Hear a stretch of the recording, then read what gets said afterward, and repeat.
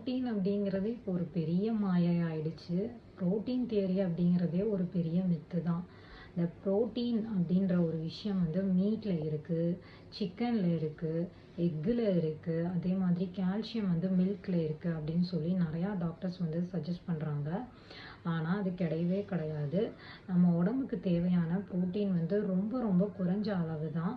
நம்ம தாய்ப்பால்லையே வந்து 2% தான் புரோட்டீன் இருக்குது.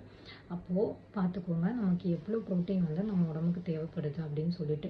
இந்த மீட்டில் இருக்க புரோட்டீன், அந்த எக்கில் இருக்க புரோட்டீன், இது எல்லாமே வந்து நம்ம உடம்புக்கு அன்னெசரியான புரோட்டீன். ஈவன் பிளான்ட் புரோட்டீன் கூட நம்ம உடம்புக்கு தீங்கு தான் ஏற்படுத்துது அப்படின்னு சொல்லி அர்னால்ட் டிக்ரெட் வந்து சொல்கிறாரு. ஸோ காய்கறி பழங்கள்லேயே நம்ம உடம்புக்கு தேவையான அனைத்து விதமான ஊட்டச்சத்துமே வந்து இருக்குது அப்படின்னு சொல்லி சொல்கிறாங்க.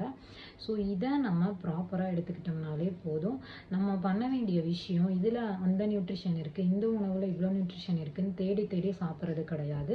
நம்ம குடலை தூய்மை செய்கிறதுல தான் இருக்குது. So cleaning not adding.